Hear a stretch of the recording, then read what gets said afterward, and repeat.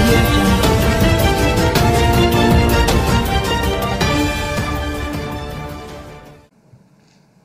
గుర్తుపెట్టుకోవాలి ఈ విషయం. పార్లమెంట్లో అధ్యక్ష 20 నిమిషాల్లో బిల్లు పాస్ చేశారు. ఆ రోజు కాంగ్రెస్ పార్టీ బిల్లు పెట్టి పాస్ చేస్తే దానికి సహకరించింది బీజేపీ పార్టీ అధ్యక్ష. ఆ రోజు సహకరించకపోతే బిల్లు పాస్ అయ్యేది కాదు. ఇప్పుడు మాట్లాడతారు అధ్యక్ష. ఆ మాట రాయడానికి కనీసం ఆలోచించాలి కదా అధ్యక్ష. It is on record. 20 నిమిషాల్లో బిల్లు పాస్ చేశారు. దేశం అంతా కూడా ఆక్రోషంతో ఊగిపోయింది. ఏంటి అన్యాయం ఈ ప్రజాస్వామ్యం అని చెప్పి. అక్కడి నుంచి అధ్యక్ష నెక్స్ట్ డే రాజ్యసభకు వస్తే నేను ఆ రోజు మొన్న కూడా చెప్పాను, అద్వానీ రూమ్లో ఉండి నేను బాత్తో బయట వచ్చాను. బాత్తో బయట వచ్చినప్పుడు ఏడే ఉన్నారు వేణుగోపాల్ రెడ్డి గారిని కొట్టారు అధ్యక్ష. మ్యాన్ హ్యాండిల్ చేశారు. 5 మందో 4 మన వాళ్ళు ఉండింది. 4 ఆంధ్రప్రదేశ్ తెలుగుదేశం ఎంపీలుంటే 4 వీరోచితంగా పోరాడి కడపటి వరకు ఎక్కడా వెనుదిరగలేదు అధ్యక్ష.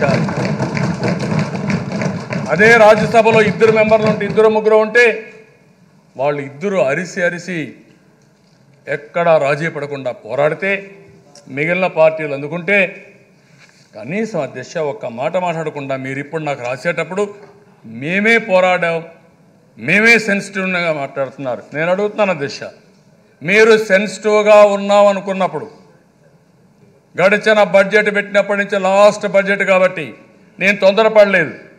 ఆ విషయం కూడా మీరు గుర్తుపెట్టుకోవాలి. 29 సార్లు తిరిగాను, పార్టీ టు పార్టీ మాట్లాడాను, ప్రధానమంత్రి గారికి చెప్పాను, మంత్రులకు చెప్పాను. నా ప్రయత్నాలన్నీ చేసిన తర్వాత ఎదురైన పరిస్థితి వస్తే లాస్ట్ బడ్జెట్ చూస్తే చాలా డిస్టర్బ్ అయ్యాం.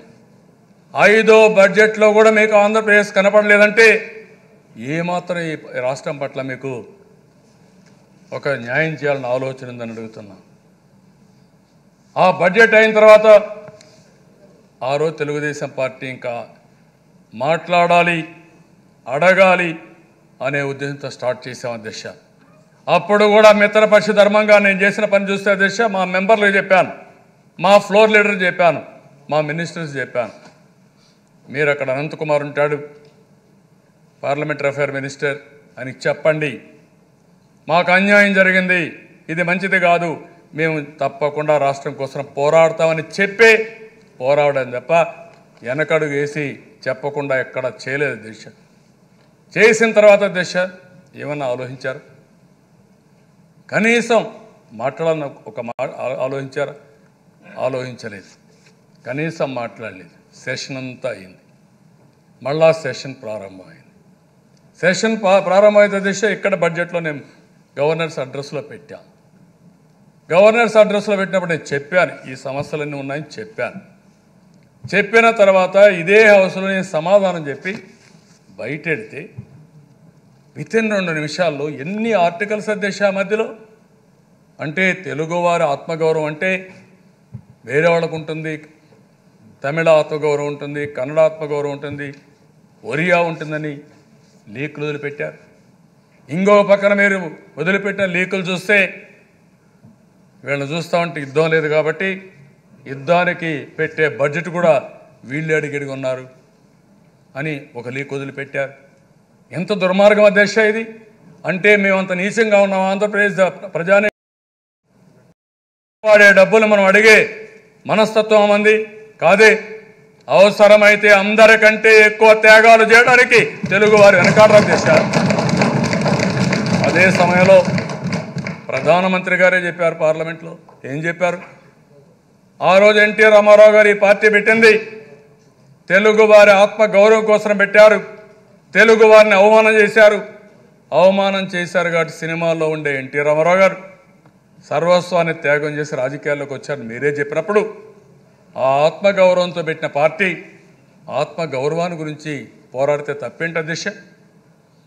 ఆ మాత్రం మీరు ఆలోచించాలి కదా. ఈరోజు నేను అడుగుతున్నాను, ఏమడిగామండి మనం? విభజన చట్టంలో పెట్టిన విషయాలు, ఆ రోజు రాజ్యసభలో ఇచ్చిన హామీలు, ఈ 2 సమీక్ష చేయమన్నాం. సమీక్ష చేయకుండా వక్రీకరించే విధంగా మీరు లెటర్లు రాస్తారా? ఎందుకు మీ దగ్గర ఫిగర్స్ ఉన్నాయి, మన దగ్గర ఫిగర్స్ ఉన్నాయి. గవర్నమెంట్ రెండు గవర్నమెంట్ దగ్గర ఫిగర్స్ ఉన్నప్పుడు కాదు ఇది ఇచ్చాం ఇది కాలేదు అని పార్లమెంట్లో చెప్పండి. ఏంటండి వీడియో నచ్చిందా? అయితే ఓ లైక్ వేసుకోండి, లేదంటే ఓ కామెంట్ చేయండి. ఎప్పటికప్పుడు మా వీడియోస్ చూడాలంటే సబ్స్క్రైబ్ చేసుకోండి.